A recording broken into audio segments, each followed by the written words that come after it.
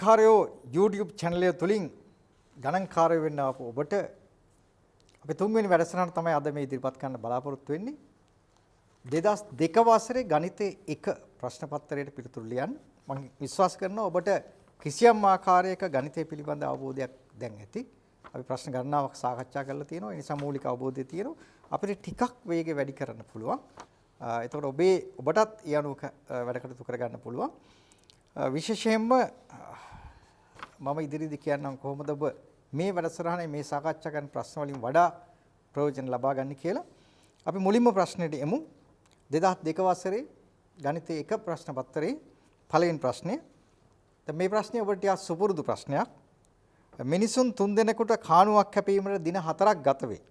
එක් මිනිසෙකුට එම වැඩේ කිරීමට ගතවන දින ගන්න සොයන්න. ඉතාම සරලයි. දැන් අපි කරපු ප්‍රශ්නත් එක්ක බලපුවාම මිනිසුන් 3 දෙනෙකුට කාණුවක් කැපීමට දින 4ක් ගත වේ. දින 4යි. එහෙමනම් අහන්නේ එම වැඩේ කිරීමට ගතවන දින ගන්න. එක මිනිහෙකුට එම වැඩේ කිරීමට ගතවන දින ගන්න. ඒ කියන්නේ වෙන ගානක භාගයක් වගේ. මිනිසුන් 3 දෙනෙකුට දින 4ක් යනවා නම් එක මිනිහෙකුට කොච්චර ප්‍රමාණයක් දෙන්නේ? මීට වඩා වැඩි කාලයක් යන්න ඕනේ. එක් අයෙකුට යන කාලය කොච්චරද? ගතවන කාලය 3 දෙනෙකුට දින 4 නම් එක්කෙනෙකුට යන කාලය හොයන්න මොකද අපි කරන්නේ? මේ 4 සහ 3 එකිනෙකට වැඩි කරනවා. 4 වැඩි කිරීම 3 සමානයි 12යි. එහෙනම් එක්කෙනෙකුට දින 12ක් ගත වෙනවා. පළවෙනි ප්‍රශ්නේ නිසා බොහොම සරල විදිහට ඒක දීලා තියෙන්නේ. ඊළඟට දෙවෙනි එක සුළු කරන්න. 8 වැඩි කිරීම ඍණ 4. දෙවෙනි ප්‍රශ්නය. දැන් ධන සංඛ්‍යාවක් ඍණ සංඛ්‍යාවකින් වැඩි වෙනවා. ධනයි ඍණයි ඍණ. අවසාන ප්‍රතිඵලය වෙන්නේ ඍණ. එහෙනම් උත්තරය වෙන්නේ ඍණාගයක්. 8 වරක් 4 32යි. මම හිතනවා අපි ටිකක් ඉක්මනට කතා කරොත් ඔයගොල්ලන්ට ගැටලුවක් වෙන එකක් නැහැ. දැන් මූලික අවබෝධයක් තියෙන නිසා 2002 වසරේ ගණිතය කෙටි ප්‍රශ්න පත්‍රයේ 3 වෙනි ප්‍රශ්නය. රූපය දක්වන ඍජු කෝණාශ්‍රයේ පරිමිතිය සොයන්න. අපිට ඍජු කෝණාශ්‍රයක් දීලා තියෙනවා. ඒකේ පරිමිතිය හොයන්න කියලා කියනවා. මොකද්ද පරිමිතිය කියන්නේ? පරිමිතිය කියන්නේ වටේ දිග 6යි සෙන්ටිමීටර් 4යි සෙන්ටිමීටර්. එහෙනම් මේක ඍජු කෝණාශ්‍රයක් අංශක 90ක් කියලා මේ කෝණය අපිට දීලා තියෙනවා. එහෙනම් සම්මුඛ පාද සමානයි. මේක සෙන්ටිමීටර් 6ක් නම් මේකත් සෙන්ටිමීටර් 6යි. මේක සෙන්ටිමීටර් 4ක් නම් මේ පාදයට සෙන්ටිමීටර් 4යි. එහෙනම් පරිමිතිය කියන්නේ වටේ දිග මොකද්ද වටේ දිග වෙන්නේ? 6 ධන 4 ධන 6 ධන 4. 6 ධන 4 ධන 6 ධන 4. 6 4යි 10 4 10යි එකතුව 20යි. මේ වගේකදී ඒකක මොනවද කියලා කියන එක වැදගත්. සෙන්ටිමීටර් 20යි. සෙන්ටිමීටර වලින් අපිට දිග දීලා තියෙන්නේ. හොඳයි ඊළඟ ප්‍රශ්නේ ඊටාම සරල ප්‍රශ්නයක්. 4 වෙනි ප්‍රශ්නය. සාධක වලට වෙන් කරන්න. ඒ කියන්නේ මූලික સિદ્ધාන්තයක් කෙලින්ම අහලා තියෙන්නේ. සාධක වලට වෙන් කරන්න. මම මෙතනම හදන්නම්. x වර්ගය ඍණ y වර්ගය. x වර්ගය ඍණ y වර්ගය මොනවද සාධක වෙන්නේ? වර්ග දෙක අන්තරය. කෙලින්ම අපිට ලියන්න පුළුවන්. වර්ග දෙකේ අන්තරයේ සාධක වෙන්නේ මේ දෙකේ එකතුව සහ මේ දෙකේ වෙනස. එහෙනම් ඔක සමානයි x ධන y x ඍණ y. අවශ්‍ය නම් x ඍණ y x ධන y කියලා ලියන්නත් පුළුවන්. එහෙම නැත්නම් x ධන y x ඍණ y කියලා ලියන්නත් පුළුවන්. ඊළඟ ප්‍රශ්නේ රුපියල් 400න් පහෙන් එක. 400න් පහෙන් එක. සාමාන්‍ය අංක ගණිතයේදී හල් නයන්නේ මොකද්ද කියවෙන්නේ? වැඩි කිරීම. එහෙමනම් 400න් පහෙන් එක කියන්නේ 400 වැඩි කිරීම පහෙන් එක. එහෙනම් 5 වරක් 8 40යි 80 වැඩි කිරීම 1යි සමානයි 80යි. මේවා ඇත්තටම කියලා දෙන්න අවශ්‍ය ගන්නොත් නේ මම හිතන්නේ. නමුත් මේවා සුළු කරන විදිය දැනගන්න. එතකොට ඉදිරියට ඔයගොල්ලන්ට පහසුයි. ඊළඟ 6 වෙනි ප්‍රශ්නය පෑනක මිල පැන්සලක මිලෙන් 3 ගුණයකි. පෑනක මිල පැන්සලක මිල.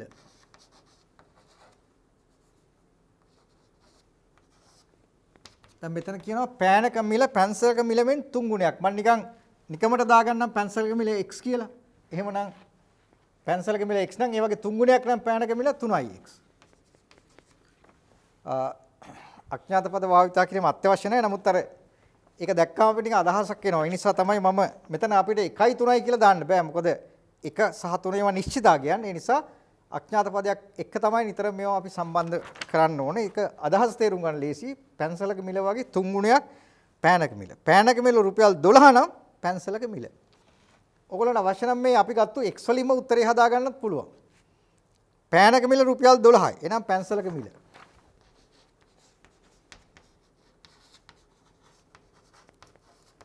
අපිට මෙහෙම හිතන්න පුළුවන්. පැන්සලක මිල වගේ 3 ගුණයක් නම් පෑනක මිල. පැන්සලක් කියන්නේ පෑනක මිලෙන් 3 එකයි. අපිට කෙලින් මෙහෙම ගන්නත් පුළුවන්. හරි? ඒ කියන්නේ පෑනක් මිල රුපියල් 12 නම් ඒකෙන් 3න් එකයි තමයි පැන්සලක මිල. එහෙම නැත්නම් අපි මේ ගත්තු ක්‍රමයට පැන්සලක මිල x කියලා ගත්තා. පෑනක මිල 3x කියලා ගත්තා. අපෙන් අහන්නේ පැන්සලක මිල. ඒකට මේ පෑනේ මිල 3x කියන එක තමයි අපිට 12ක් කියලා දීලා තියෙන්නේ. එහෙමනම් පැන්සලක මිල කියන්නේ x වලාගේ මොකද්ද? x x කැපෙනවා 12ට 3 වරක් 4යි සමානයි 4යි මොනවයින්ද උත්තරේ එන්නේ? පෑන මිල රුපියල් 12යි. එහෙනම් රුපියල් 4යි.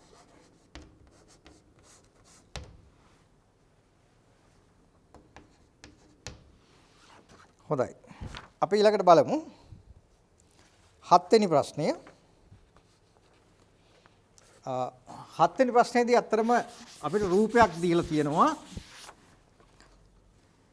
අපිට මේ වගේ ඝන වස්තුවක්. මේ ඝන වස්තුවක දිග පළල උස වෙන වෙනම දීලා තියෙනවා 2 සෙන්ටිමීටර 3 සෙන්ටිමීටර සහ 2 සෙන්ටිමීටර. දැන් මේක අහන රූපයේ දැක්වෙන ඝන කාභයේ පරිමාව සොයන්න. පරිමාව කියන්නේ මොකක්ද? ඝනකයක පරිමාව. දිග පළල සහ උස තුනේ ගුණිතය. එහෙනම් පරිමාව සමානයි දිග පළල සහ උස 2 සෙන්ටිමීටර් 3 සෙන්ටිමීටර් වැඩි කිරීම 2 සෙන්ටිමීටර්. එහෙනම් උත්තරේ වෙන්නේ 2 වරක් 3 6යි 6 වරක් 2 12යි. මොනවද ඒකක? සෙන්ටිමීටර් වල වැඩි වෙනවා සෙන්ටිමීටර් වල වෙනවා. සෙන්ටිමීටර් වර්ග සෙන්ටිමීටර් ඝන සෙන්ටිමීටර්. එහෙනම් උත්තරේ වෙන්නේ ඝන සෙන්ටිමීටර් 12යි. ඊළඟට 8 වෙනි ප්‍රශ්නය රාක්කයක තට්ටු දෙකක් අතර පරතරය සෙන්ටිමීටර් 75යි. ටින් එකක උස සෙන්ටිමීටර් 10යි. රාක්කයේ තට්ටුව එක මත එක සිටිනසේ තැබිය හැකි වැඩිම ටින් ගණන සොයන්න. ඊතර තියන්න පුළුවන්. මෙහෙම රාක්කයක් තියෙනවා. මේකේ ටින් කීපයක් තියන්න අපිට කියනවා. මෙන්න ටින් මේ වගේ ගණනාවක් මෙහෙම තියාගෙන යන්න කියලා කියනවා. ඒතර මේ රාක්කයේ තියෙන පරතරය තට්ටු දෙකක් අතර පරතරය සෙන්ටිමීටර් 75යි. මේ පරතරය දීලා තියෙනවා 75යි සෙන්ටිමීටර්. එතකොට ටින් එකක උස සෙන්ටිමීටර් 10යි. එහෙමනම් රාක්කයක තට්ටුව එක මත එක සිටිනසේ තැබිය හැකි වැඩිම ටින් ගන්න. මේකේ ටින් කීයක් තියන්න පුළුවන්? මේ පරතරය 75යි. එක ටින් එකක් 10යි. එහෙනම් තියන්න පුළුවන් ටින් ගාන කීයද? 75 10න් බෙදුවම 10න් බෙදනවා කියලා කියන්නේ දශම තිතක් වෙන් කරනවා. 7.5. එතකොට ටින් 7.5ක් තියන්න පුළුවන්. ටින් 7මාරක්. ටින් භාග ගණන් තියන්න බෑනේ. එහෙනම් තියන්න පුළුවන් වැඩිම ටින් ගාන කීයද? 7යි. 8 වෙනි ටින් එක තියන්න බෑ. උස මදි. එහෙනම් අහන්නේ මෙහෙම තියන්න පුළුවන් වැඩිම ටින් ගන්න කීයද? වැඩිම ටින් ගන්න කීයද? වැඩිම ටින් ගණන 7යි. ඊළඟ 9 වෙනි ප්‍රශ්නය. එකට 50000 පරිමාණයට ඇඳ තියෙන සිතියමක නගර දෙකක් අතර දුර සෙන්ටිමීටර් 10ක් ලෙස දැක්වෙයි නම් එම නගර දෙක අතර සැබෑ දුර දක්වන්න. දැන් සිතියම් වලදී අතරම අපිට මොනවා හරි බිම පිහිටීම් වාගේ මොනවා හරි සටහන් කරන්න තියෙනවා නම් අපිට ඒක ඇත්තම දුර සිතියම් වලදී සටහන් කරන්න බෑ. සිතියමක් කියන්නේ මේ පොඩි කොළ කෑල්ලක පොඩි සටහනක අපි අර තියෙන තොරතුරු ඇතුළත් කරනවා. එතකොට අපි කරන්නේ විශාල දිගක් සමහරට කිලෝමීටරයක් අඟලකින් සෙන්ටිමීටරකින් මේ වගේ දක්වනවා. දැන් මෙතෙන්දි කියන්නේ එකට 50000ක් ඒ කියන්නේ සෙන්ටිමීටර එකක් මේ පින්තූරයේ සිතියමේ තියෙනවා නම් ඇත්තම දුර ඒ වගේ 50000ක් වෙනවා. එහෙනම් එකට 50000ට පරිමාණයක් තියෙන සිතියම නගර දෙකක් අතර දුර සෙන්ටිමීටර 10යි. දැන් නගර දෙකක් තියෙනවා. මේක සෙන්ටිමීටර 10ක් තමයි සිතියමේ පෙන්වන්නේ. එහෙමනම් නගර දෙක අතර සැබෑ දුර කොහොමද අපි සැබෑ දුර ලබා ගන්නේ? 1 සෙන්ටිමීටරයක් 50000යි. 1 සෙන්ටිමීටරයක් 50000 නම් සෙන්ටිමීටර 10ක් කීයද? හරි. එහෙමනම් 1 සෙන්ටිමීටරයක් 50. නිතරම මේ අනුපාත ගන්නකොට මෙතන තියෙන જાතියම තමයි මෙතෙන්ටත් එන්නේ. 1 සෙන්ටිමීටරයක් 50000 නම් සෙන්ටිමීටර 10ක් කීයද? ඒතර අපිට එන්නේ 50යි බිංදු 3යි මේ බිංදුවත් තව මෙතෙන්ට එකතු වෙනවා. ඒතර මේක අපි ගත්තේ සෙන්ටිමීටර වලින්. අපිට මේ විදිහට උත්තරේ තියන්නත් පුළුවන්. හැබැයි මීටර වලින් ගන්නවා නම් සෙන්ටිමීටර 100 මීටර එකයි. මේක 100ෙන් බෙදන්න පුළුවන්. මේක 100ෙන් බෙදුවොත් 100ෙන් බෙදනවා කියන්නේ බිංදු දෙකක් අයින් වෙනවා. 5000. මීටර. හරි. එහෙම නැත්නම් මේක කිලෝමීටර වලින් තියන්නත් පුළුවන්. මීටර කිලෝමීටර කරන්නේ කොහොමද? නිතරම ඕන එකක් කිලෝ කියන්නේ ග්‍රෑම් කිලෝග්‍රෑම්. මීටර කිලෝමීටර. කිලෝ කියන්නේ නිතරම 1000. හරි? කිලෝ කියපුවම ලොකුයි. ඒ කියන්නේ ඒක එන අගය අඩුයි. ඒ කියන්නේ අපි ගත්තොත් එහෙම 5000 කිලෝමීටර වලින් බෙදන්න මේක 1000න් බෙදනවා. එතකොට එන්නේ කිලෝමීටර වලින්. 5යි. මේ බිංදු තුනට මේ බිංදු තුන කැපෙනවා. එතකොට අපිට මේ අතර සැබෑ දුර සෙන්ටිමීටර 50000ක් කියන්න පුළුවන්. මීටර 5000ක් කියන්න පුළුවන්. නැත්නම් කිලෝමීටර 5ක් කියන්න පුළුවන්. ඔය ඕනම ආකාරයකට අපිට උත්තරේ තියන්න පුළුවන්. රූපේ ABC සරල රේඛාවක්. අපිට සරල රේඛාවක් දීලා තිනවා ABC කියලා. B ලක්ෂයේදී තවත් සරල රේඛාවක් මේ මත පතිත වෙලා තියෙනවා. මෙතෙන්දී ඇති වෙන කෝණයේ අංශක 40ක් කියලා දක්වලා තියෙනවා.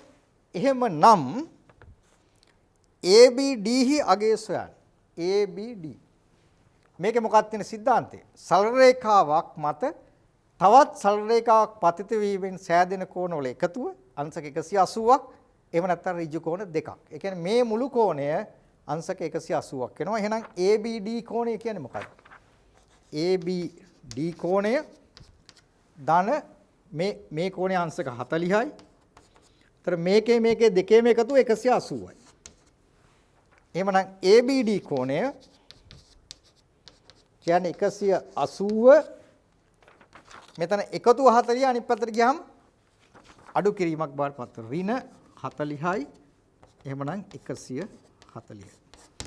මේක අපි ඒකත් සමග දක්වනවා නම් වඩා හොඳයි. අංශක 140යි. ඊළඟට 11 වෙනි ප්‍රශ්නය. කොට්ටවුර 4ක් මැසීමට පොප්ලින් රෙදි මීටර 2ක් අවශ්‍ය වේ. එම රෙදි මීටර 5කින් මැසිය හැකි කොට්ටවුර සංඛ්‍යාව කොපමණද? කොට්ටවුර මහන්න රෙදි ප්‍රමාණයක් දීලා තියෙනවා. අහනවා රෙදි ප්‍රමාණයකින් මහන්න පුළුවන් කොට්ටවුර ප්‍රමාණය. ඒ නිසා වඩා හොඳ අපි මේක පොඩ්ඩක් මේ පැත්තට ගමු. රෙදි මීටර 2කින් මහන්න පුළුවන් කොට්ටවුර ප්‍රමාණය අපි මේ විදිහට ගමු. කොට්ටවුර 4යි. එහෙම ගත්තම අපිට ලේසි. එහෙමනම් රෙදි මීටර 2කින් කොට්ටවුර 4 නම් අපෙන් අහන්නේ රෙදි මීටර 5කින් මැසිය හැකි කොට්ටවුර ප්‍රමාණය. එහෙනම් අපි රෙදි මීටර 5කින් මැසිය හැකි කොට්ටවුර ප්‍රමාණය කියන්නේ 2කින් 4යි. එහෙනම් 5කින් කීයද? අච්චරට මෙච්චර නම් එච්චරට කොච්චරද? බොහොම සරලයි. දෙවරක් 2 4යි දෙවරක් 5 10යි. එහෙනම් රෙදි මීටර 5කින් කොට්ටවුර 10ක් අපිට බහලා ඉවර කරන්න පුළුවන්. 12 වෙනි ප්‍රශ්නේ අපි පාද සම්බන්ධ ප්‍රකාශන මීඩි ඉස්සලත් අපි සුළු කිරීම කළා. 1.1 යන සංඛ්‍යාව 10 පාදයට ලියන්න. 1.1 2 කියන සංඛ්‍යාව 10 පාදයට ලියන්න. දැන් මේ තියෙන 1.1 කියන එක 10 පාදයට ගන්නකොට අපි කොහොමද ගන්න? අතරම මේ 1.1 ඔයගොල්ලන්ට පේනවා මේ දෙකේ පාදයට. සාමාන්‍ය මේ පාදයේ තියෙන යටින් හැබැයි පාදයේ උඩින් තියෙන අවස්ථාත් අපිට දකින්න හම් වෙනවා සමහර අවස්ථාවල. ඔය හවස් වෙලාවට එහෙම. නමුත් මේකේ ඇත්තම 1.1 දෙකේ පාද මේ විවිධ පාද තියෙන්න පුළුවන්. එක එක්කෙනාගේ එක එක විදිහේ පාද. ඒ කියන්නේ මම මේ කියන්නේ මේ අර හොඳ පාද බක්කල ගහන ඒවා එහෙම ඒවා නෙමෙයි මේ ගණිතයේ පාදය කියලා කියන්නේ මේ ඒක තියෙන බේස් එක ඇත්තටම කියනවනම්. දැන් එහෙම කියපුවම සමහරට කියන්නේ එහෙම සිංහලෙන් කියන්න එපා මේක තේරෙන්න කියලා. හොඳයි මේ 1.1 කියන දෙකේ පාදයට අපි 10 පාදයට හදාගන්නේ කොහොමද? මේකේ ඇත්තටම දැන් මේ වගේ සංඛ්‍යාවලදී මේක දෙකේ පාදයට නම් මේ 1 කියන්නේ දෙකේ බිඳුවේ ගුණාකාරයක් විදිහට තියෙනවා. ඊළඟ එක තියෙන දෙකේ පළවෙනි බලයේ ගුණාකාරයක් විදිහට. ඊළඟ එක තියෙන දෙකේ බිඳුව දෙකේ 1 දෙකේ දෙවෙනි බලය. මේ විදිහට තමයි මේක ගුණාකාර වෙනස් වෙන්නේ. එහෙමනම් මේක 10 පාදයට ගන්නවා නම් අපි කොහොමද ගන්නෙ? දෙකේ බිඳුවේ ඒව එකක් තියෙනවා. මුලින්ම තියෙන දෙකේ බිඳුව ඒව එකක් තියෙනවා. දෙකේ එකේව බිඳුවයි. ඊළඟට දෙකේ දෙකේව එකයි. මෙන්න මේ විදිහට තමයි අපි 10 ගුණාකාර වලට හදාගන්නේ. දෙකේ බිඳුව කියන්නේ එකයි. ඕනෑම සංඛ්‍යාවක බිඳුවෙනි බලය එකයි. එතකොට එක එකෙන් වැඩි කරපුවාම උත්තරේ එකයි. ඒතර මේක අපිට එච්චර ගැටලුවක් නෑ. දෙකේ එකේ බලය වැඩි කිරීම බිඳුව. ඕනම සංඛ්‍යාවක් බිඳුවෙන් වැඩි කරපුවාම බිඳුවයි. අපි ඒක නොසලකා හරිනවා. ඒ නිසා අපිට ඒක අවශ්‍ය නෑ. දෙකේ වර්ගය. මේ වර්ගය කියන්නේ මේ දෙක කී සැරයක් වැඩි වෙලාද? දෙකේ වර්ගය කියන්නේ දෙක දෙසරයක් වැඩි වෙලා. දෙවරක් දෙක. දෙවරක් දෙක හතරයි. ඒ කියන්නේ දෙකේ වර්ගය කියන්නේ දෙක වැඩි කිරීම එක. මෙතන එකක් තියෙනවා. දෙකේ වර්ගය කියන්නේ දෙක වැඩි කිරීම දෙක. දෙවරක් දෙක හතරයි. හතරක් හතරයි. එහෙමනම් මේක සමානයි 1/4යි සමානයි 5යි.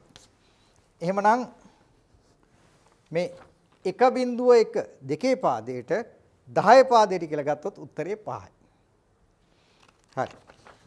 අපි ඊළඟට බලනවා. ඊළඟට ආයි අපි බොහොම කැමති විෂය කොටසකට තමයි එන්නේ ජ්‍යාමිතිය.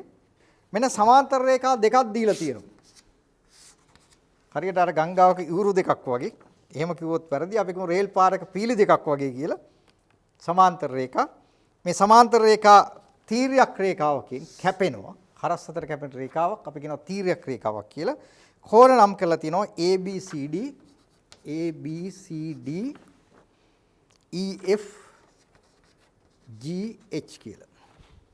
දැන් අපෙන් අහන්නේ D කෝණයට සමාන කෝණ දෙකක් ලියන්න. දැන් මේ වගේ කෝණ ඇති වෙනකොට මේවා තියෙනවා ඒකාන්තර කෝණ, අනුරූප කෝණ සහ මිත්‍ර කෝණ.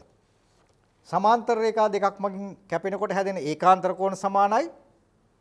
හරි?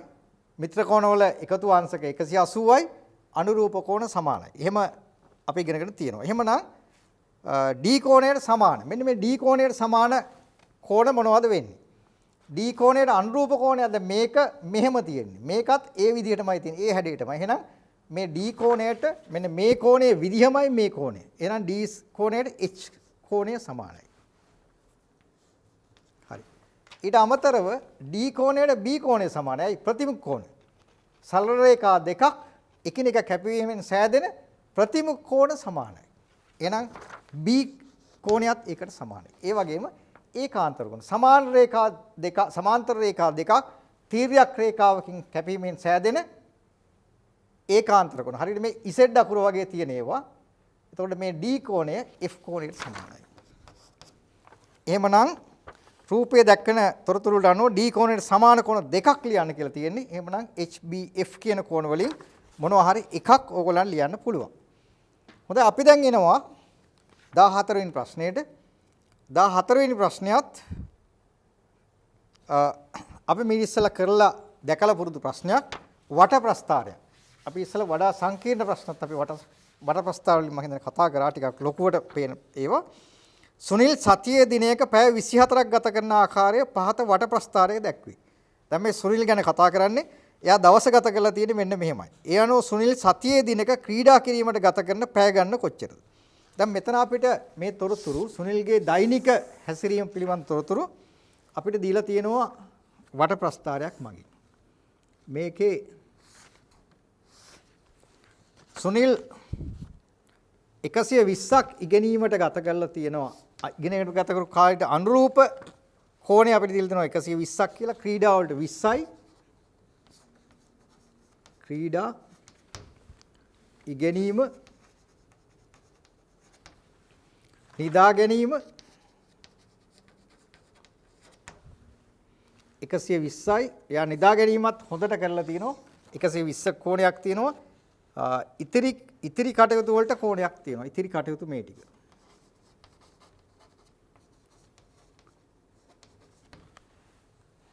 හරි. දැන් අපෙන් අහන්නේ ක්‍රීඩා කටයුතු වලට 30යි.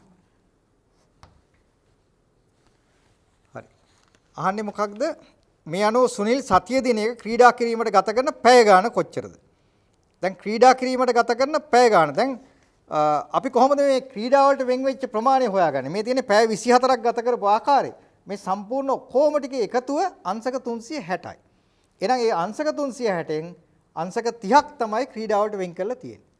එහෙමනම් ක්‍රීඩා වලට වෙන් කර ප්‍රමාණය වෙන්නේ ක්‍රීඩා වලට වෙන් කළ ප්‍රමාණය.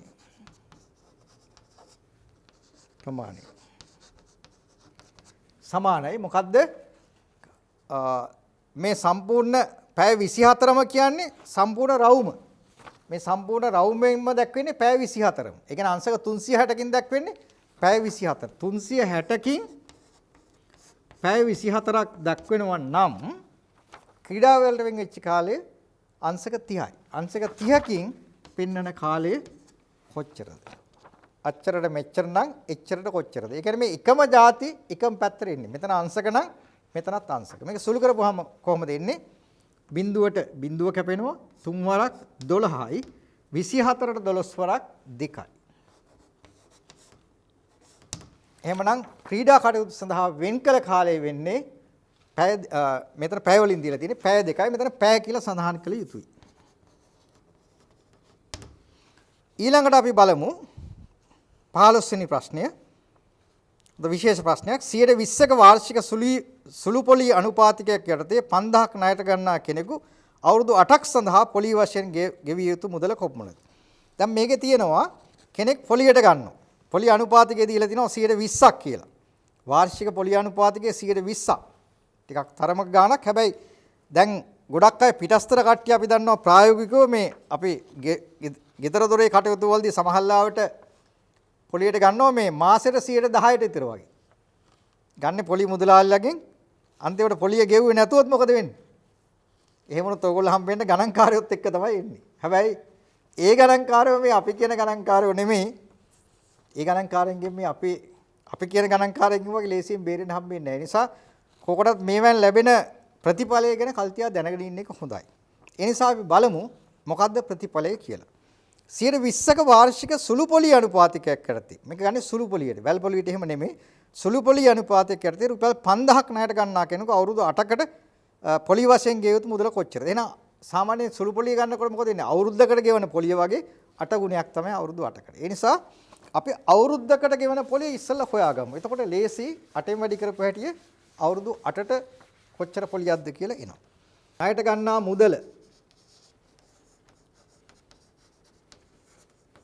මුදල රුපියල් 5000යි. මේ ඒකකත් එක්ක මේක ලියනවා නම් ගොඩක් හොඳයි. රුපියල් 5000යි. එතකොට වාර්ෂික පොලිය 120යි.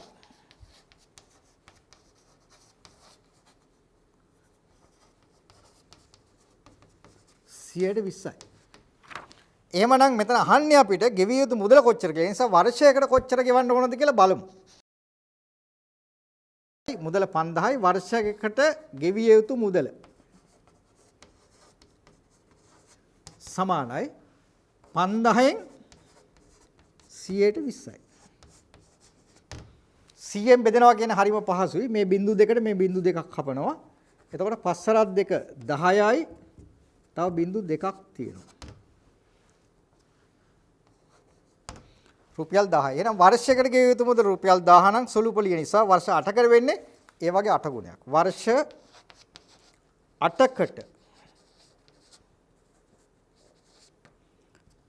8කට ගෙවිය යුතු මුදල. ඒ කියන්නේ මුළු පොලි. සමානයි රුපියල් 1000 වැඩි කිරීම 8 රුපියල් 8000යි.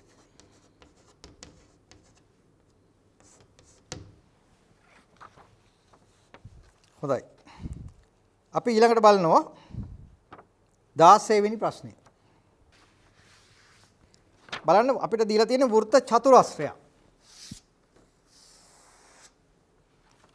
මේක වෘත්ත චතුරස්‍රයක්. වෘත්ත චතුරස්‍රයක් කියන්නේ චතුරස්‍රයක ශීර්ෂ වෘත්තයක් මත තියෙනවා නම් ඒක වෘත්ත චතුරස්‍රයක්. ඒකේ C සහ 3C කියලා කෝණ දෙකක් දීලා තියෙනවා. අපෙන් අහන්නේ C වල අගේ. වෘත්ත චතුරස්‍රයක තියෙන විශේෂ ලක්ෂණයක් තියෙනවා. මොකක්ද? සම්මුඛකෝණ පරිපූර්ණකයි. ඒ කියන්නේ සම්මුඛකෝණ වල එකතුව අංශක 180යි. එහෙමනම් සම්මුඛකෝණ දෙකක් තමයි මේ දීලා තියෙන්නේ C සහ 3C කියලා. එහෙනම් මේ දෙක එකතුව 180යි. එහෙනම් C ධන 3C සමානයි 180යි අංශක. එහෙනම් 3C C කියන්නේ 1C නෙමෙයි. ඒ කියන්නේ 4C සමානයි 180යි. C වලගේ හොයන්න 4 අනිත් පැත්තට ගන්නවා. ඒතර 4C කියන්නේ 4 වැඩි කිරීම C. අනිත් පැත්තට ගියාම බෙදීමක් වෙනවා 180 බෙදීම 4. 4ක් 4 16යි. 20ට 4 වරක් 5යි. එහෙනම් C වලගේ අංශක 45යි. 2002 ගණිතයේ එක ප්‍රශ්න පත්‍රයේ 17 වෙනි ප්‍රශ්නය කුඩාම පොදු ගුණාකාරය සොයන්න. 8 4x 8 4x 12xy කුඩාම පොදු ගුණාකාරය 4x මෙතන 4x තියෙනවා මෙතන 12xy තියෙනවා 12 කියන්නේ 4වත් 3යි මෙතන x තියෙනවා ඒ නිසා 4x වල ගුණාකාරයක් වෙනවා 12xy ඒ නිසා මම මේක දැනට අමතක කරන්නම් එතකොට අපිට 8 සහ 12xy වල කුඩාම පොදු ගුණාකාරය හොයන්න ඕන x 8 සහ 12xy ගත්තාම xy තියෙන්නේ මෙතන විතරයි ඒ නිසා කුඩාම පොදු ගුණාකාරයට xy එනවා 8යි 12යි සංඛ්‍යා දෙක මොකද්ද කුඩාම පොදු ගුණාකාරය වෙන්නේ 8යි 12යි 12 සරක් 1 12යි 12යි 8යි සම්බන්ධයක් නැහැ එහෙම 12 සරක් දෙක 24යි 24 ගත්තොත් 12 සරක් 2යි 8 වරක් 3යි එහෙනම් 24 තමයි අවශ්‍ය ඉලක්කම xy එහෙනම් කුඩාම පොදු ගුණාකාරය 24යි xy මෙන්න මේක තමයි කුඩාම පොදු ගුණාකාරය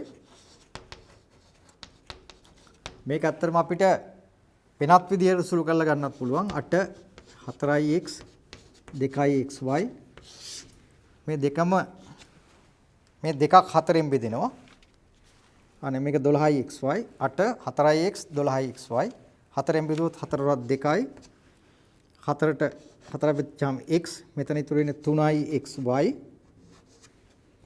එතකොට මේ දෙකම ගත්තොත් ආයි x වලින් බෙදෙනවා 2යි මේකත් x වලින් බෙදෙනවා x 1යි x වලින් බෙදිච්චාම මෙතන ඉතුරු වෙන්නේ 3y. දැන් මේක තවදුරටත් බෙදෙන ඉව නැහැ. එහෙනම් කුඩාම පොදු ගුණාකාරය තාක්ෂණික වශයෙන් ගන්නවනම් අපිට මෙහෙම ගන්න පුළුවන්. 4 4වත් 2 8යි 8 වරක් 1 8යි 8 වරක් 3 24යි x සහ y ගුණිතයක් තියෙනවා. එහෙනම් කුඩාම පොදු ගුණාකාරය 24යි xy. අපිට මේ වගේ ක්‍රමයකට තාක්ෂණික විදිහට මෙහෙම අවබෝධයක් නැතුව වුණත් සමහරවිට මේ විදිහට සුළු කරගන්න පුළුවන් ක්‍රමය දැනගත්තාම එහෙම නැත්නම් තර්කානුකූලව කෙලින්ම උත්තරය ලබා ගන්නත් පුළුවන්. නමුත් කුඩාම පොදු ගුණාකාරය වෙන්නේ කොහොම වුණත් 24යි xy. බලන්න ඊළඟ ප්‍රශ්නයේ සුළු කිරීමක් තියෙන. එක බෙදීම x ධන 3 බෙදීම 2x. දැන් මේක හරයේ විදිහට තියෙන අඥාතයක්. නොදන්න පදයක්. x වල පදයක්. අපි මේක සුළු කරගන්න සමාන හරයන් විදිහට ගන්න ඕනේ. කුඩාම පොදු ගුණාකාරය අපි ගන්න ඕනේ. එහෙනම් මේක x මෙතන 2x ඒ නිසා කුඩාම පොදු ගුණාකාරය අපිට 2x කියලා ගන්න පුළුවන්. 2x x වලින් බෙදපුවාම 2යි. දෙවරක් 1 2යි. එහෙනම් මෙතන 2යි. 2x 2x වලින් බෙදපුවාම 1යි. 1 වරක් 3 3යි. එහෙනම් 2යි 3යි 5 බෙදීම 2x. ඒක තමයි අපිට ලැබෙන උත්තරේ. 5 බෙදීම 2x. හරි ඊළඟ ප්‍රශ්නය අපිට ලැබෙන්නේ මේ දිගංශය පිළිබඳ ප්‍රශ්නයක්. අර උතුරු දකුණු පිළිබඳ ප්‍රශ්නේ. ඒක අත්‍තරම ඉච්චර මතක තියාගන්න ගැටලු සහගත කාරණා නෙමෙයි මේ දිගංශය කියලා කියන්නේ සිරස සමග.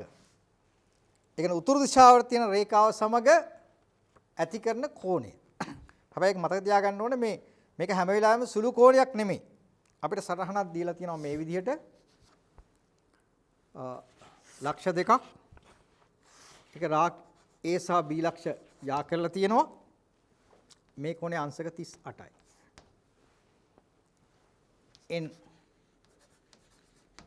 n කියලා සඳහන් කරලා තියෙන උතුර north කියන එක. එහෙනම් A සිට B දිගංශය අංශක 38යි. A සිට B දිගංශය. ඒ කියන්නේ A වල ඉඳලා B දිහා බැලුවොත් අංශක 38ක කෝණයකින් තමයි අපිට පේන්නේ. එහෙනම් B සිට A දිගංශය ලියන්න. B සිට A වල දිගංශය. B වල ඉඳලා A දිහා බැලුවොත් කොහොමද පේන්නේ? ඒතර දිගංශය කියලා අපි අදහස් කරන්නේ මෙන්න මේ කෝණය. y අක්ෂයේ සමග දක්ෂිනාවර්තව ඇති කරන කෝණය. එහෙමනම් මේ ටික අපි දන්නවා 180යි කියලා. මේක කොච්චරද? දැන් මේකත් උතුරු රේඛාව. එහෙමනම් රේඛා දෙක එකිනෙකට සමාන්තරයි. ඒ නිසා සමාන්තර රේඛා දෙකක් මේ තීර්යක් රේඛාවෙන් කැපීමෙන් සෑදෙන ඒකාන්තර කෝණ සමානයි. ඒ නිසා අපි ගත්තොත් මෙතන අකුරක් දීලා නැහැ. අපි කියමු මේක C කියලා. එහෙනම් ABC කෝණය.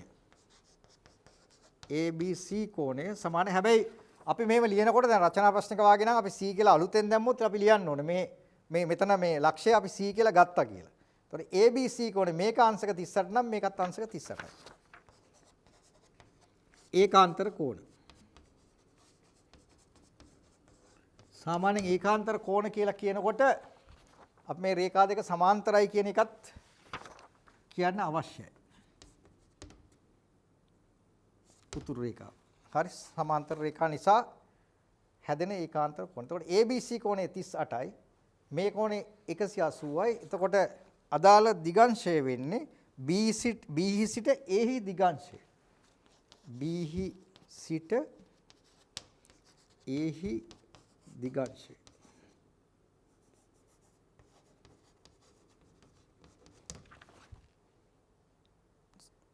සමානයි 180. ඒ කියන්නේ මෙන්න මේ කෝණය. 180 ධන මේ කෝණය. මේ කෝණය අංශක 38යි. ඒ කියන්නේ 180 ධන 38යි. 180 ධන 38යි. 8යි 8යි 3යි 11යි 2යි. අංශක 218යි. ඊළඟ ප්‍රශ්නෙට අපි ඉක්මනින් මේ ප්‍රශ්න දෙක තුන ඉවර කරමු. තව පොඩි ප්‍රශ්න කිහිපයක් තියෙන. 20 වෙනි ප්‍රශ්නය. රූපයේ දැක්වෙන්නේ මිනින්දොරුවෙක්ගේ ශේෂ්ඨ පොතෙන් උපුටාගත් සටහනක. ශේෂ්ඨ සටහන. දැන් සාමාන්‍යයෙන් අපි ඉඩම් මයින්කොට එහෙම ඉඩම් මැල්ල දැන් ඔය පාරවල් හදනකොට ඔයගොල්ලෝ දැකලා තියෙනවා. සමහර අය අර කැමරාව වාගේ ඒවා තියාගෙන ඇහිම් බල ඉන්නවා. ඔයගොල්ලෝ පාරේ යනකොට එහෙම දකින්න. ඒ බලන්නේ අතරම මේ මිනුම් කරන්නේ. ඒ කියන්නේ කොච්චර අපි සාමාන්‍යයෙන් කරන්නේ අර කෝදුවක් එහෙම තියලා වෙලා බලනවා උස කොච්චරද කියලා. ඒ අනුව අපිට තීරණය කරලා බලන්න පුළුවන් කොච්චර උසක් තියනවද, ඒ එකම තැනකට කොච්චර උසක් තියනවද කියලා.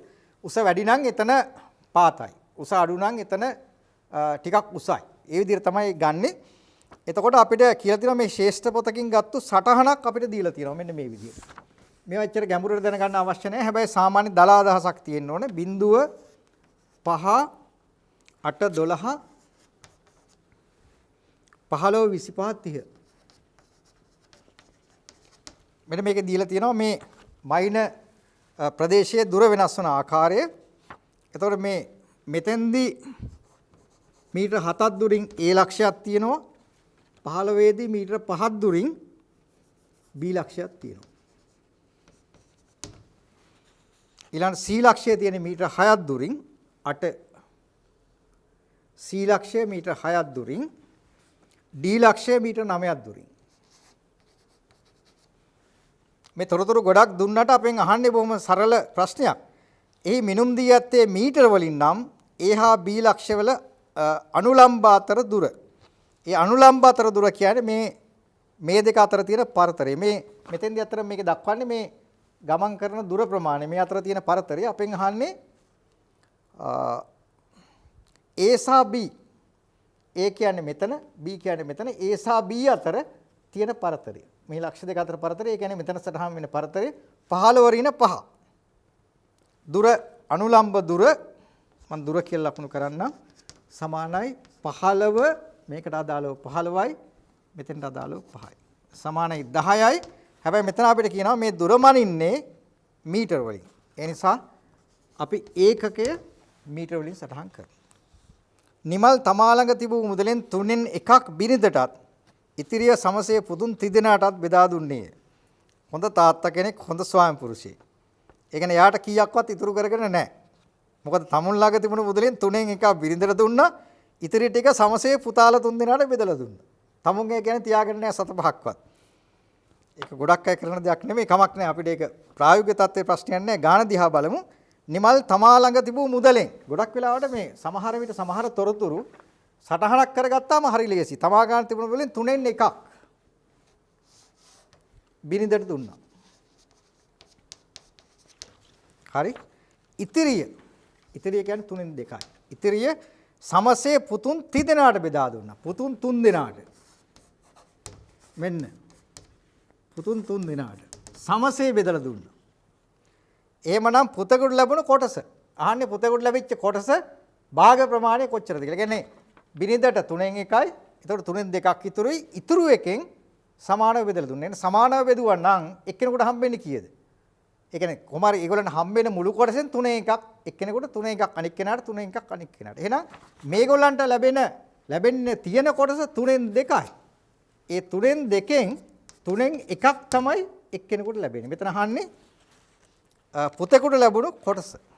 එහෙනම් පුතෙකුට ලැබුණු කොටස වෙන්නේ 3න් 2කින් 3න් 1යි. අල්නයනක් කියන්නේ සාමාන්‍ය වැඩි කිරීමක්. එහෙනම් මේක සුළු කරපුවාම වෙන්නේ දෙවරක් 1 2යි 3 වරක් 3 9යි. එහෙනම් එක්කෙනෙකුට ලැබෙන ප්‍රමාණය වෙන්නේ මුළු ප්‍රමාණයෙන් 9න් 2ක ප්‍රමාණය. හරි. හොඳයි අපි ඊළඟට යනවා. සරල සමීකරණයක් විසඳීම සඳහා ලියන පියවර පහක් දැක්වේ. හිස්තැන් පුරවන්න. දැන් සමහර වෙලාවට ගාණක් හදනවට වඩා කෙනෙකුට මේ හිස්තැන් පුරවන්න කියපුවාම ටිකක් පැටලෙන්න පුළුවන්. දැන් මෙතන අපිට දීලා දෙනවා සරල සමීකරණයක පියවර කීපයක්. 30 ඍණ දෙවරක් x ඍණ 25 සමානයි 0යි. ඊළඟට 30 ඍණ 2x තිත් ටිකක් තියෙනවා සමානයි 0යි. ඍණ 2x සමානයි තිත් ටිකක්. x සමානයි ඍණ 80 බෙදීම ඍණ 2. එහෙනම් හිස්තැන් පුරවන්න කියලා කියන්නේ. කොහොමද හිස්තැන් පුරවන්නේ? මෙතන කරලා තියෙන්නේ මොකද්ද? මේ වරහන් ඉවත් කිරීමක් තමයි සිද්ධ කරලා තියෙන්නේ. 30 ඍණ 2 ධන x වලින් වැඩි වුණා. ඍණ 2x ඍණයි ධනයි ඍණ. ඊට පස්සේ ඍණ 2 25න් වැඩි වෙලා තියෙනවා. එහෙනම් ඍණයි ධන දෙවරක් 25 50යි. ඊළඟට ඍණ x වලාගේ දැන් ඊළඟ පියවරේදී උක්ත කරලා තියෙන්නේ ඍණ x කියන එක. ඒ කියන්නේ ඍණ 2x කියන එක. මේ ර්ණ 2x මෙතන තියාගෙන අනික් ඒවා ටික අනිත් පැත්තට ගෙනිහිලා තිනවා. එතකොට මොකද වෙන්නේ? මෙතන 50යි මෙතන 30යි. දෙක එකතුව 50යි 30 80යි. එහෙනම් ඒක අනිත් පැත්තට ගියාම ඍණ 80ක් වෙන්න ඕනේ. ඍණ 80යි. දැන් එතන මේ ඍණ දෙක අනිත් පැත්තට ගියාම මොකද වෙන්නේ? කෙනෙකුට හිතන්න පුළුවන් ඍණ දෙක අනිත් පැත්තට ගියාම ධන දෙකක් වෙනවනේ කියලා. එහෙම නෙමෙයි. මේ x එක මේ ඍණ දෙක කොහොමද තියෙන්නේ? වැඩි කිරීමක් විතර, ගුණිතයක් විතර. ඒ නිසා මේක අනිත් පැත්තට ගියාම බෙදීමක් වෙන්නේ. ඒ නිසා තමයි මේ ඍණ 80 බෙදීම ඍණ දෙක වෙලා තියෙන්නේ. එතකොට එහෙමනම් අවසාන උත්තරේ මොකක්ද? x සමානයි ඍණයි බෙදිච්චාම ධන. ඍණයි වැඩි වුණත් බෙදුණත් අපිට ලැබෙන්නේ ධන උත්තරයක්. 80 බෙදීම 2 40යි. එහෙනම් අවසාන උත්තරේ x සමානයි 40යි. හොඳයි 23 වෙනි ප්‍රශ්නේ අපි ඊළඟට බලමු. අංක ගණිතයේ ප්‍රශ්නයක්. ප්‍රාදේශීය සභාවක් එක්තරා නිවසක් සඳහා වරිපණම් වශයෙන් කාර්තුවකට රුපියල් 280ක් අය කරයි. ප්‍රාදේශීය සභාව වරිපණම් අයකරණය වාර්ෂිකව 7%ක් බැගින් නම් නිවසේ වාර්ෂික වටිනාකම හොයන්න. දැන් බලන්න මෙතන කියනවා ප්‍රාදේශීය සභාවක් එක්තරා නිවසක් සඳහා වරිපණම් වශයෙන් කාර්තුවකට 280ක් රුපියල් 280. කාර්තුවක් කියන්නේ මොකක්ද? සාමාන්‍ය අවුරුද්දකට කාර්තු 4යි. එහෙමනම් කාර්තුවකට 280ක් අය කරනවා නම් මම දීර්ඝව ලියන්නේ මම කෙටියෙන් ලියන්නම්. කාර්තුවකට 280ක් අය කරනවා. එහෙමනම් අවුරුද්දකට අය කරන ගාණ කීයද? අවුරුද්දකට. අවුරුද්දකට කාර්තු 4යි. එතකොට කාර්තුවකට 280 නම් අවුරුද්දකට ඒ වගේ 4 ගුණයක්. 280 වැඩි කිරීම 4යි. කීයද එතකොට එන්නේ? 4.4යි 4ක් 8 32යි 4ක් 2 8යි 3යි 11යි. 4.0යි 4ක් 32යි 4ක් 2 8යි 3යි 11යි 1120යි රුපියල්. ඒතර අවුරුද්දකට අය කරන මුදල 1120යි. මෙතන කියනවා වරිපණම් අය කරන්නේ වාර්ෂික වටිනාකමෙන් 7%යි. එහෙනම් සාමාන්‍ය මුදල ඒ කියන්නේ නිවසේ වටිනාකම තියෙනවා නම් ඒ වටිනාකමෙන් 7% තමයි වරිපණම් අය කරන්නේ. ඒ කියන්නේ අය කරන වරිපණම් ප්‍රතිශතය 7%යි. ඒ කියන්නේ රුපියල් 100ක් වටින නිවසට රුපියල් 7ක් අය කරනවා. එහෙමනම් නිවසේ වටිනාකම කොහොමද හොයන්නේ? නිවසේ වටිනාකම කොහොමද හොයන්නේ? ඒ කියන්නේ වරිපණම් විදියට රුපියල් 7ක් හම්බුණා නම් ඒක රුපියල් 100ක් වටිනවා. 7ක් විදියට වරිපණම් විදියට 7ක් හම්බුණා නම් ඒක 100ක් වටිනවා. එහෙනම් 1120ක්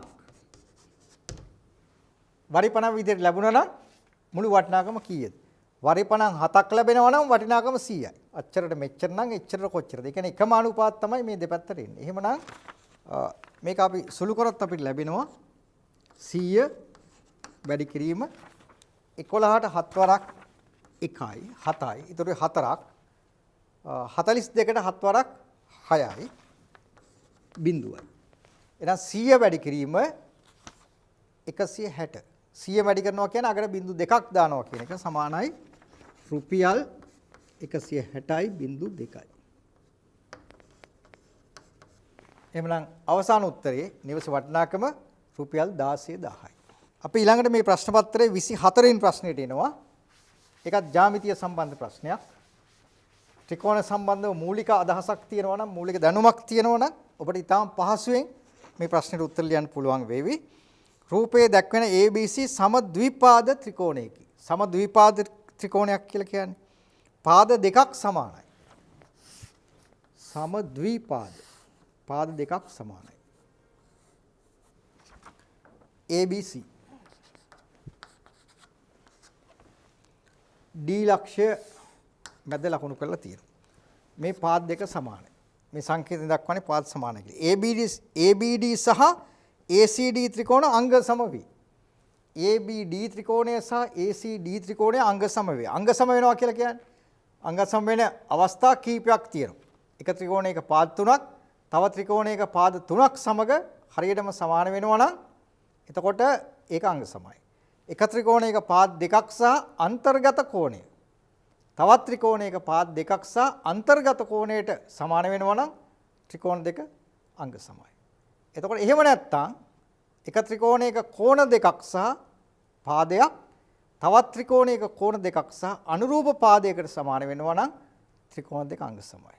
එහෙමත් නැත්නම් ඍජු කෝණී ත්‍රිකෝණ දෙකක් නම් එක ත්‍රිකෝණයක කර්ණය සහ පාදයක් තවත් ත්‍රිකෝණයක කර්ණය සහ පාදයකට සමාන වෙනවා නම් ඒ ත්‍රිකෝණ අංග සමයි. එතකොට මේ ත්‍රිකෝණ අංග සම වෙන අවස්ථා ගණනාවක් තියෙනවා.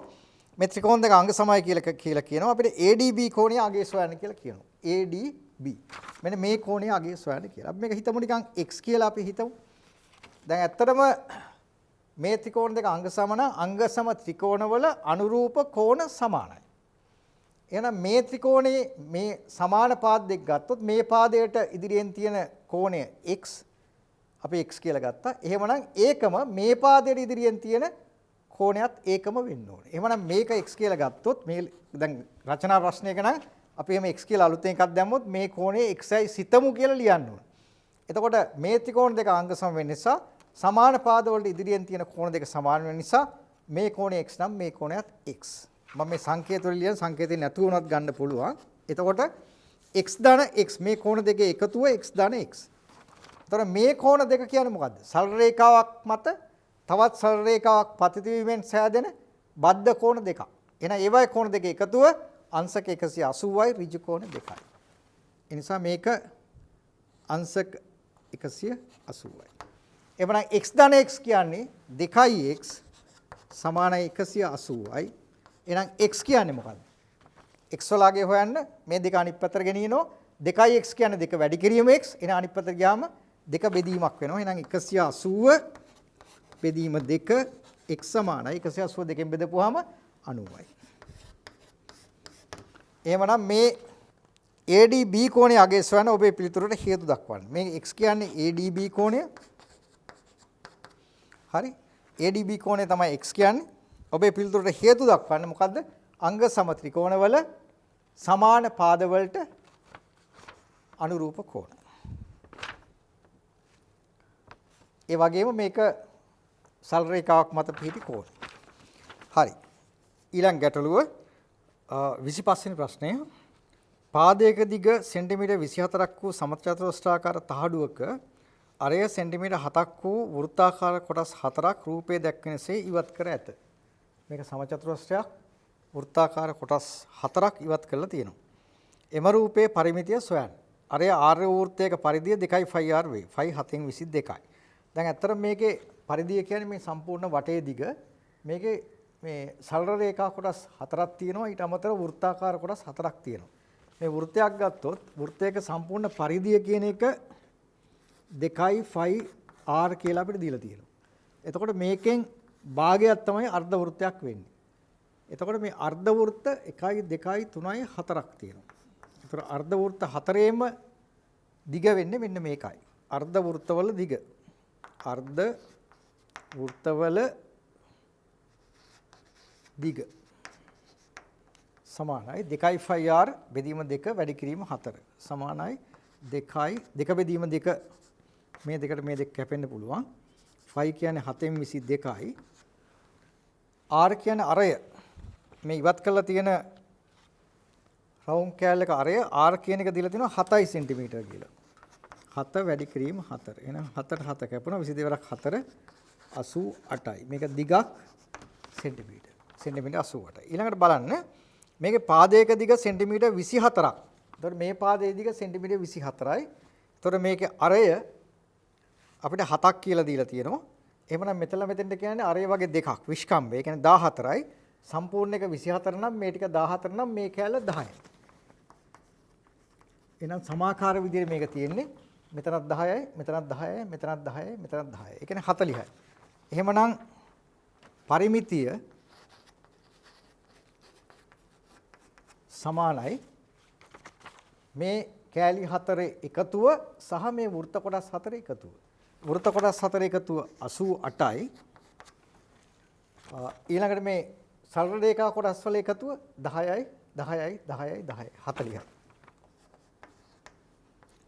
8.8යි 8යි 4යි 12යි. එවනම් මේ දීලා තියෙන රූපේ පරිමිතිය 128යි සෙන්ටිමීටර. මම හිතන්නේ ඊටම පැහැදිලි, ඊටම සරලයි. ඊළඟ ගැටලුව x වර්ගය ධන 4x. x වර්ගය ධන 4x සමානයි බිඳුව. x වල වර්ගයක් තියෙන නිසා මේක x වල වර්ග සමීකරණයක්. මේක විසඳන්න මොකක්ද තියෙන හොඳම ක්‍රමය? මේක අපි ගුණිතයක් විදිහට සකස් කරන්න ඕනේ. ඒ නිසා අපි සාධක වලට වෙන් කරමු. x පිටට ගත්තොත් x වර්ගයෙන් x ගත්තාම x ඉතුරුයි. ධන x පිටට ගත්තාම 4ක් සමානයි බිඳුව. එතකොට අපිට x සහ x ධන 4 ගුණිතයේ බිඳුව නම් අපිට කියන්න පුළුවන් එක්කෝ x කියන එක බිඳුවයි නැත්නම් x ධන 4 සමානයි බිඳුවයි. මේක විස්තර කොට අපි එහෙමයි ගන්නෙ. x සමානයි බිඳුව හෝ අපි දෙකම බිඳුවයි කියලා ගන්නෙ නැහැ. x සමානයි බිඳුව හෝ x ධන 4 සමානයි බිඳුවයි. එහෙමනම් x සමානයි බිඳුවයි එක උත්තරයක් අපිට ලැබෙනවා. අනික් උත්තරේ මොකද්ද? x ධන 4 සමානයි බිඳුව නම් x සමානයි ධන 4 අනිත් පැත්තට ගියාම ඍණ 4යි. එහෙනම් උත්තර දෙකක් ලැබෙනවා. x සමානයි බිඳුව, එහෙම නැත්නම් x සමානයි ඍණ 4. ඊළඟ ගැටලුවත් අපිට ඇවිල්ලා තියෙන මේ සංඛ්‍යානයේ මධ්‍යස්ථය සම්බන්ධ ප්‍රශ්නයක්. මධ්‍යස්ථය සහ මධ්‍යන්‍ය සම්බන්ධව 2 3 6 6 8 යන සංඛ්‍යාවල 2 3 6 6 8 6 6 8. දැන් මේකේ මාතේ ගැන අහලා නැහැ. මාතේ ගැන ඇහුවනම් වැඩිම වාර ගණනක් තියෙන සංඛ්‍යාව 6. ඒක තමයි මාතේ වෙන්නේ.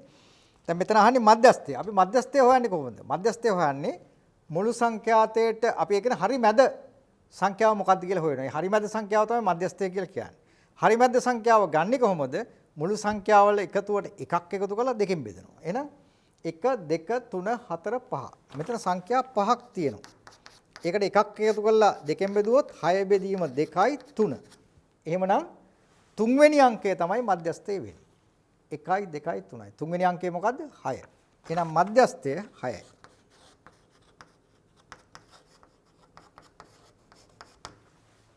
ඊළඟට අහනවා මධ්‍යන්නේ මොකක්ද කියලා. මධ්‍යන්නේ කියන්නේ මොකක්ද? මධ්‍යන්නේ කියන්නේ සාමාන්‍ය කියන අදහස. ඒ සාමාන්‍ය ලබා ගන්න කොහොමද? මේක කෙටි එකක් නිසා සූත්‍ර භාවිත කරන්න අවශ්‍ය නැහැ. සාමාන්‍ය ගන්න කොහොමද? ඉලක්කම් ඔක්කොම එකතු කරලා ඉලක්කම් ගානේ බෙදෙනවා. එහෙනම් මධ්‍යන්නේ කියන එක මම මෙතනම හදන්නම්. මධ්‍යන්නේ කියන්නේ 2 3 6 6 8 2 ධන 3 ධන 6 ධන 6 ධන 8 2 3 6 6 8 2 3 6 6 8 බෙදීම ඉලක්කම් 1 2 3 4 5 ඉලක්කම් 5ක් තියෙනවා. එහෙනම් 5න් බෙදෙනවා. එහෙනම් 2යි 3යි 5යි 5යි 6යි 11යි 11යි 17යි 17යි 8යි 25යි.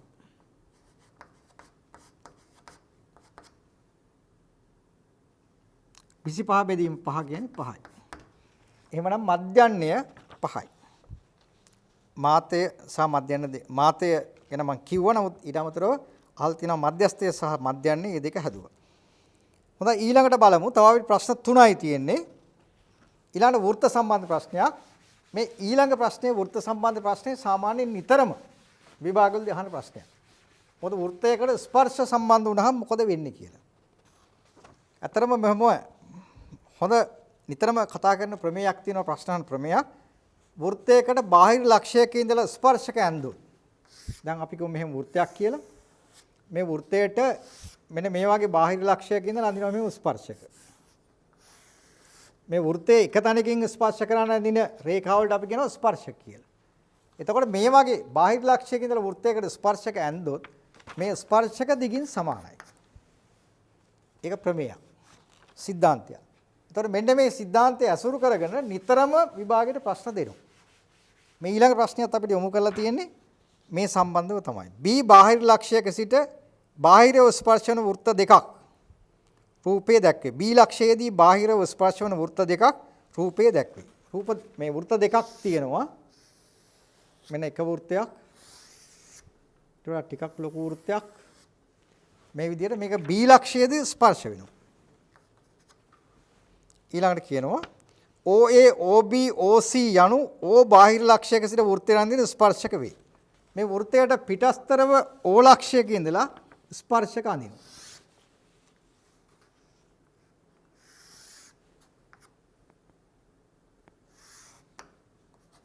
අපි තුන් මේ විදිහටයි මේ ස්පර්ශක ටික ඇඳලා තියෙන්නේ කියලා. හරි. එතකොට මේ පිටස්තර ලක්ෂය O මේක A මේක B මෙතන C. ඒතර බාහිර ලක්ෂයක ඉඳලා වෘත්තයකට ස්පර්ශක ඇඳලා තියෙනවා. OA සමානයි OC බව පෙන්වන්න. OA සමානයි OC බව පෙන්වන්න. දැන් අර ඉස්සෙල්ලා කියපු කාරණේ තමයි මෙතන තියෙන්නේ. බොහොම සරලයි.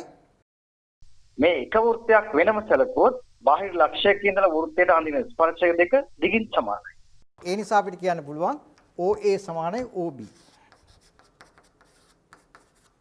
මේ කියන්න ඕන බාහිර ලක්ෂයක සිට වෘත්තයකට අඳින ස්පර්ශක දිගින් සමාන නිසා. ඒ වගේම මේ වෘත්තය ගත්තත් මේ O බාහිර ලක්ෂයේ ඉඳලා මේ වෘත්තයට අඳින ස්පර්ශක දෙකක්. ඒ කියන්නේ එක තැනක විතරක් ස්පර්ශ වෙන ගන්න රේඛාවට අපි කියනවා ස්පර්ශකයක් කියලා. එතකොට O වල ඉඳලා අඳින ස්පර්ශක දෙකක් මේ වෘත්තයට තියෙනවා. එතකොට ඒ දෙකත් දිගින් සමානයි. එහෙමනම් OB සමානයි OC.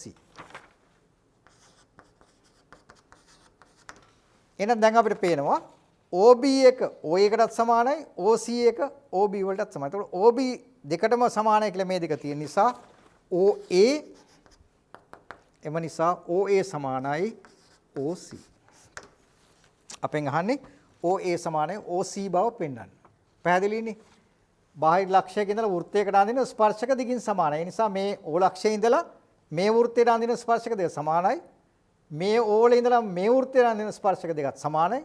ඕනම එකක් ඒ විදිහට වෙන්නේ. එහෙනම් මේ පාදයේ මේකට සමානයි, මේ පාදයේ මේකට සමානයි. එහෙමනම් මේ පාදයේ මේකට සමානයි. දැන් බොහොම සරල ක්‍රමයක්. ඒක තමයි නිතරම මේ ප්‍රශ්න වල යෙදෙන්නේ. ඊළඟ ප්‍රශ්නේ බලන්න. ඊළඟ ලාභාංශ සම්බන්ධ ප්‍රශ්නයක්. එක්තරා සමාගමක රුපියල් 10 කොටස් රුපියල් 15 බැගින් මිලදී ගැනීම සඳහා කමල් රුපියල් 30000ක් යෙදවී. දැන් සාමාන්‍යයෙන් සමාගම කොටස් මිලදී ගන්නකොට කොටස් වෙළඳපොළ කියන්නේ ඊටාම ජනප්‍රිය කියමනක් මේ කාලේ. ගොඩ දෙනෙක් කොටස් වෙළඳපොළේ ආයෝජනය කරනවා. ඒ සමාගම් වලට තියෙන ඉල්ලුම වැඩි වෙනකොට, ඩිමාන්ඩ් එක වැඩි වෙනකොට ඒ සමාගමේ කොටස් වල මිල වැඩි වෙනවා. සාමාන්‍යයෙන් සමාගමේ කොටසක මිල රුපියල් 10යි. හැබැයි ඒක රුපියල් 12ක්, 15ක්, 18ක්, 20ක් ඕවගේ වැඩි වෙන්න පුළුවන්. දැන් ඒ වගේ මෙතන කියනවා එක්තරා සමාගමක රුපියල් 10 කොටස් රුපියල් 15 බැගින් මිලදී ගැනීමට. ඇත්තටම මේ කොටසක වටිනාකම රුපියල් 10යි. හැබැයි කවුරු කෙනෙකුට ඒක මිලදී ගන්න වෙන්නේ රුපියල් 15කට වැඩි ගාණකට. එහෙම මිලදී ගන්න කමල් 30000ක් යෙදෙව්වලු. කමල් මිලදී ගස් කොටස් ගණන කීයද? පළවෙනි ප්‍රශ්නේ. දැන් කමල්ගත් කොටස් ගණන. කමල්ගත් කොටස් ගණන කොහොමද හොයන්නේ? කමල් වියදම් කරපු මුදල රුපියල් 30000යි. එයා 30000ක් වියදම් කළාට එක කොටසක් ගන්න වෙන්නේ රුපියල් 15 ගානේ. එහෙනම් එක කොටසක මිල 15යි 30000ක් වියදම් කරා. 15 වරක් 2යි 10යි. එහෙනම් 2000යි. කමල් මිලදීගත් කොටස් ගණන 2000යි. ඊළඟ ප්‍රශ්නය එම කොටස් වල නාමිකාගය. මොකද්ද මේ නාමිකාගය කියන්නේ? නාමිකාගය කියලා කියන්නේ ඇත්තටම මේ කොටසක වටිනාකම. එක කොටසක වටිනාකම රුපියල් 10යි. මේ 10 කොටස අරන් තියෙන්නේ. එහෙනම් කීයක් දීලා මිලදී ගත්තත්, වැඩි ගාණට ගත්තත්, අඩු ගාණට ගත්තත් වටිනාකම වෙන්නේ රුපියල් 10යි සමාගම. එහෙනම් ඒ නාමිකාගය කියන්නේ ඇත්තටම සමාගමේ තියෙන වටිනාකම එම කොටස් වල නාමිකාගය අහනවා. ඒ නාමිකාගය කියන්නේ මේ කොටස් වල ඇත්තම වටිනාකම. මෙයා අරන් තියෙනවා කොටස් 2000. හැබැයි කොටසේ වටිනාකම 10යි. එහෙනම් කොටස් 2000 වටිනාකම කියන්නේ 2000 වැඩි කිරීම 10. රුපියල් 20000යි. ඊළඟ කාරණේ වසරකදී ඔහුට ලැබෙන ආදායම 3600ක් වේ නම් සමාගම ලාභාංශ ගෙවන ප්‍රතිශතය සොයන්න. වසරකදී ඔහුට ලැබෙන්නේ 3600යි. හැබැයි මේකේ නාමිකාගේ 20000යි. එතකොට 20000ක වටිනාකම තමයි 3600ක් ගෙවන්නේ. එහෙමනම් එයාගේ ලාභය ලැබෙන ප්‍රතිශතය කොච්චරද? අපිට එක සැරේම හොයන්න පුළුවන් ප්‍රතිශතය. මේක බලන්න. වසරකදී ඔහුට ලැබෙන ආදායම රුපියල් 3600යි. ඒ 3600ක් ආදායම ලැබෙන්නේ සමාගමේ කොච්චර අයිතිවාසිකම් තිබුණොත්ද? ඒ සමාගමේ අයිතිවාසිකම රුපියල් 20000යි. එහෙනම් මේ 20000ක වටිනාකමක් තිබුණොත් තමයි එයාට 3600ක් ලැබෙන්නේ. එහෙමනම් 100ට කොච්චරද? 20000ට 3600ක් ලැබෙනවා නම් 100ක් තිබුණා නම් කීයක් ලැබෙනවද? එහෙනම් මේක සුළු වෙනවා 0.2කට 0.1ක් හැපෙනවා. මේ 0.1කට 0.1ක් හැපෙනවා. දෙවරක් 18යි. එහෙනම් ඔහුට ලැබෙන ලාභය ලැබෙන ප්‍රතිශතය 118යි. අපි ඊළඟට අවසාන ප්‍රශ්නෙට එනවා. රෙදි මහන යන්ත්‍රයක් කුලී කිනීමේ ක්‍රමයට මිලදී ගැනීමට 10%ක වාර්ෂික පොලියක් ගෙවිය යුතු වන අතර ණය මුදල හා පොලිය සමාන වාරික 10කින් ගෙවා නිම කළ හැකියි. මාසිකව ගෙවිය යුතු ණය මුදලේ කොටස රුපියල් 2400 නම් පොලිය ගෙවිය යුතු මාසයක ගන්නත් ගෙවිය යුතු මුළු පොලිය මුදලත් සොයන්න. කුලී කිනීමේ ක්‍රමයට මාස 10කින් ගෙවන්න ගන්නවා නම් පළවෙනි මාසේ, දෙවෙනි මාසේ, තුන්වෙනි මාසේ මෙහෙම මාස 10ක් දක්වා ගෙවනවා. එතකොට මේ කුලී කිනීමේ ක්‍රමයේදී පළවෙනි මාසෙදී මාස 10කටම යා පොලිය ගෙවනවා. දෙවෙනි මාසෙ වෙනකොට මාස 9කට පොලිය ගෙවනවා. තුන්වෙනි මාසෙ වෙනකොට මාස 8කට ගෙවනවා. මේ අනාදි වශයෙන් අවසානයේදී අවසාන මාසෙදී එක මාසයකට විතරයි. එතකොට එහෙමනම් පොලිය ගෙවිය යුතු මාස එකක් ගන්න කොච්චරද? 10 9 8 යනාදී වශයෙන් අවසානයේ මාස එකක් දක්වා මේ පොලිය ගෙවීම සිද්ධ වෙනවා. එතකොට මාස වාරික එකතුව කියන්නේ මාස වාරික ගන්න කියන්නේ මේ 10 9 8 යනාදී වශයෙන් එක දක්වා මුළු එකතුව. ඒ කියන්නේ මේක ඇත්තටම සමාන්තර ශ්‍රේණියක්. එක එක අඩු වෙන සමාන්තර ශ්‍රේණියක්. සමාන්තර ශ්‍රේණියක අපිට මේ මුළු එකතුව ගන්න පුළුවන් SN සමානයි n බෙදීම 2 a ධන l. සමාන්තර ශ්‍රේණියක සූත්‍රයක් තියෙනවා. මේ එකතුව ගන්න සූත්‍ර දෙකක් තියෙනවා. ඒක එක සරල සූත්‍රයක් තමයි පද ගාන දෙකෙන් බෙදලා පළවෙනි පදයේ සහ අවසාන පදයේ එකතු කරොත් එහෙම ඒකෙන් ලැබෙනවා සම්පූර්ණ එකතුව. එතකොට n කියන්නේ මෙතන මාස 10යි. වාරික 10යි. එහෙනම් 10 බෙදීම 2යි. මේක අපිට පේනවා අතර මේක සමාන්තර ශ්‍රේණියක පද විදිහට තියෙන්නේ. සමාන්තර ශ්‍රේණියක පදවල එකතුව n බෙදීම 2 a ධන l. පදවල එකතුව ගන්න සූත්‍ර දෙකක් තියෙනවා. මුල් පදයේ සහ අවසාන පදයේ දන්නවනම් මේක භාවිතා කරන්න පුළුවන්. n කියන්නේ පද ගණන ඒ කියන්නේ පළවෙනි පදේ, L කියන්නේ අවසාන පදේ. එතකොට මෙතන මාස 10ක් මේ ගෙවීම සිද්ධ කරනවා. 10 බෙදීම 2යි. ඒ කියන්නේ පළවෙනි පදයේ 10යි. L කියන්නේ අවසාන පදේ 1යි. එහෙමනම් 10 බෙදීම 2 වැඩි කිරීම 11. දෙවරක් 5යි, පස්වරක් 11 55යි. එහෙමනම් මේ කුළුයි කිනීමේ ක්‍රමයට මාස එකක 55කට මේ ගෙවීම සිද්ධ කරන්න සිද්ධ වෙනවා. එහෙනම් ගෙවිය යුතු මුළු පොළොයි මුදල සොයන්න කියලා කියනවා. දැන් පොළොයි මුදල සොයන්නේ කොහොමද? මේකේ මාසිකව ගෙවිය යුතු ණය මුදලේ කොටස රුපියල් 2400යි. දැන් ගෙවිය යුතු මුළු පොළොයි මුදලත් සොයන්න. දැන් අපි ගත්තොත් එහෙම ගෙවන්න තියෙන මුළු මුදල. මුළු මුදල. බලන්න. දැන් අපිට තියෙනවා මෙතන මාසික ගෙවිය යුතු ණය මුදලේ කොටස රුපියල් 2400යි. දැන් ඇත්තටම මේ 2400ක් තමයි මාසෙකට ගෙවන්නේ. එතකොට බලන්න මේ 2400ක් ගෙවපුවාම මේ 2400න් කොච්චරක්ද පොලිය වෙන්නේ? මේකේ කියලා තියෙනවා මේ වාර්ෂික පොලිය 10%යි කියලා. එහෙමනම් වාර්ෂික පොලිය 10% නම් මේ 2400 මාසයක් වාර්ෂික පොලිය 10%යි.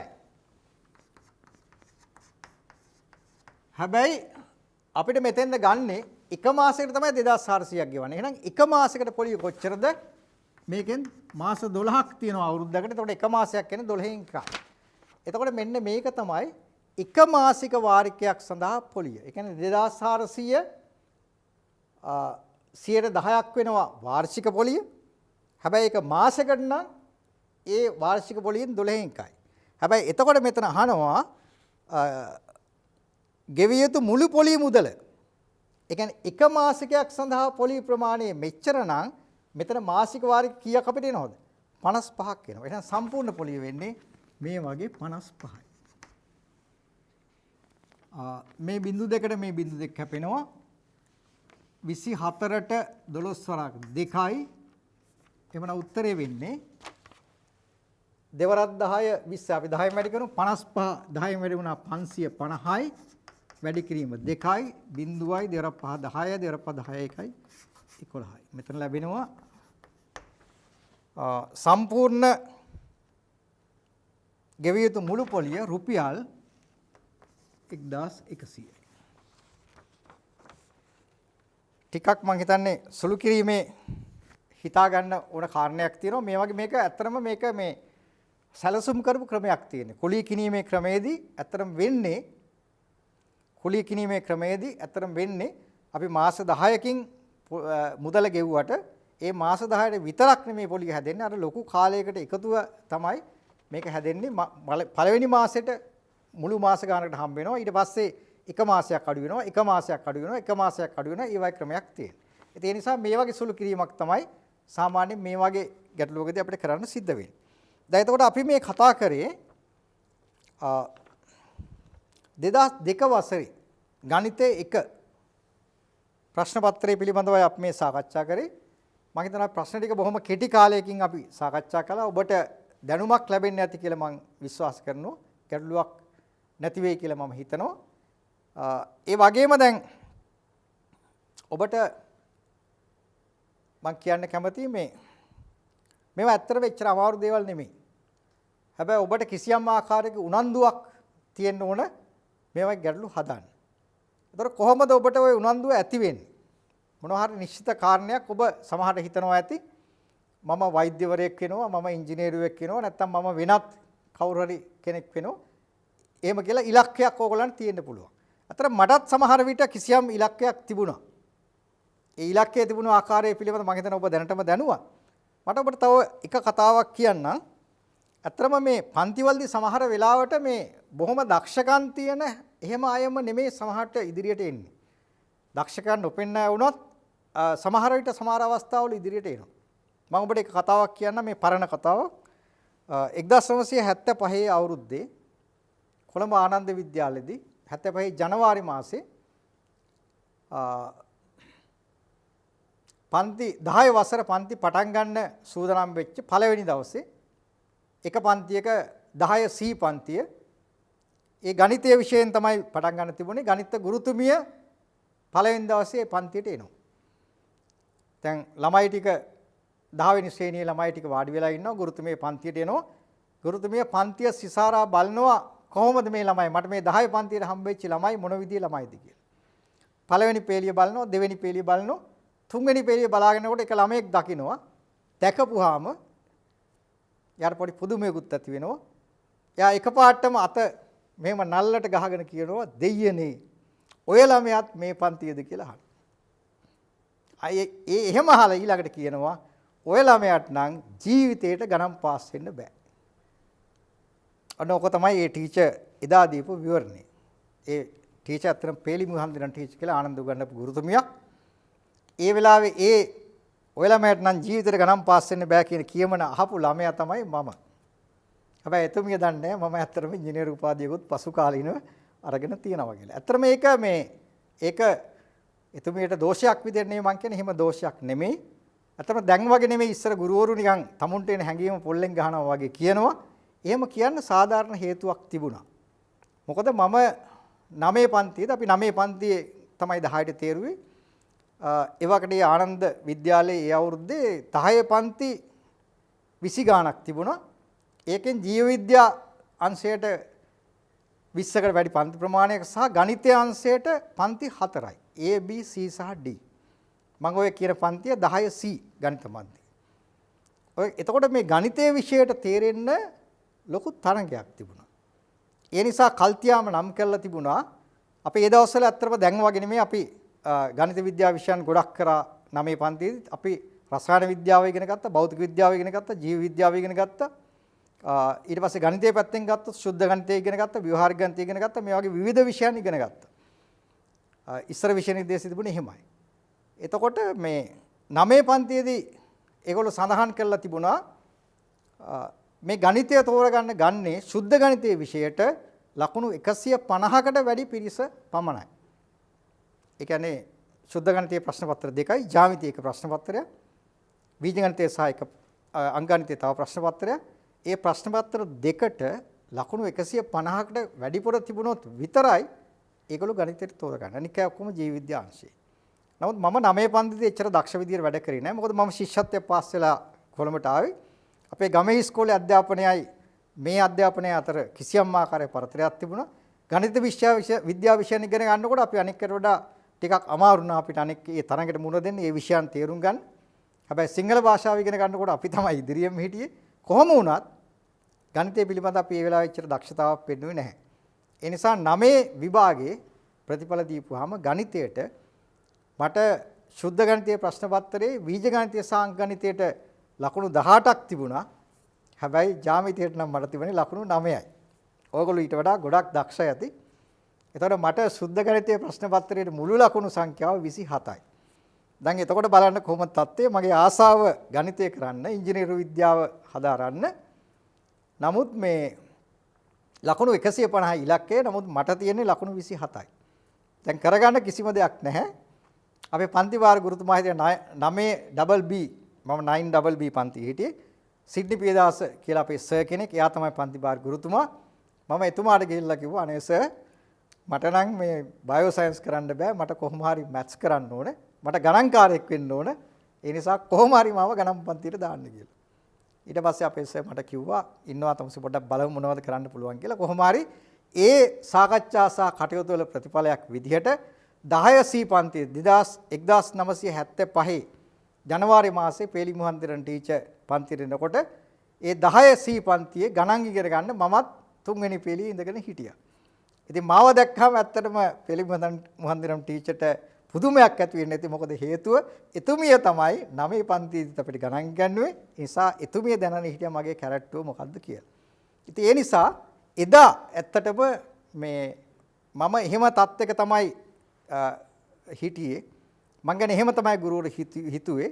හැබැයි නමුත් එහෙම පන්තිය කොන් වෙලා හිටියත් පසු කාලිනව මට පුළුවන් වුණා සාමාන්‍ය පෙළ උසස් පෙළ විභාගේ පාස් වෙලා ඉංජිනේරු විද්‍යාව හදාරන්න මොරටු විශ්වවිද්‍යාලයට ඇතුළත් වෙලා අර ඉස්සලා මං කිව්වා වගේ ඉංජිනේර කෙනෙක් කියන්නේ ගණන්කාරයෙක් නම් මටත් ගණන්කාරයෙක් බවට පත් වෙන්න පුළුවන්කම ලැබුණා.